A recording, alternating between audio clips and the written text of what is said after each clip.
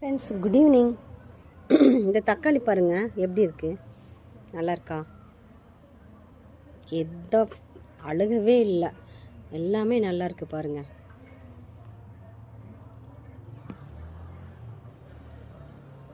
முன்னாடி பின்னாடி எல்லாமே நல்லா இருக்குது, சூப்பராக இருக்குது. ஆனால் இதை கட் பண்ணேன் இன்றைக்கி. இந்த தக்காளி சமையலுக்கு பண்ணலான்னு சொல்லிட்டு எடுத்தேன், நல்லா இருந்துச்சு. கட் பண்ணனே எப்படி இருக்குது தெரியுமா? இங்கே பாருங்கள், உள்ளே அழுகிருக்கு, கெட்டு போயிருக்கு. வெளியில் நல்லா இருக்குது, ஆனால் உள்ளே கெட்டு போயிருக்கு.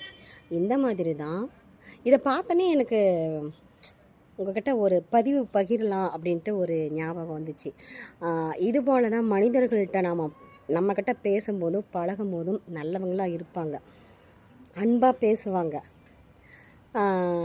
அதுக்கப்புறமா அவங்க கெட்டவங்கன்னு எப்படி தெரியும் அப்படின்னு பார்த்தா, நம்மளை விட்டுட்டு போகிறாங்க பார்த்திங்களா, நம்மக்கிட்ட பேச மாட்டேன்னு சொல்லிட்டு போகிறாங்க பார்த்திங்களா, அந்த மாதிரி போகிற சமயத்தில் தான் அவங்க எப்படி அப்படின்றது தெரியும், நல்லவங்களா கெட்டவங்களா அப்படின்றது நமக்கு அப்போ தான் தெரிய வரும்.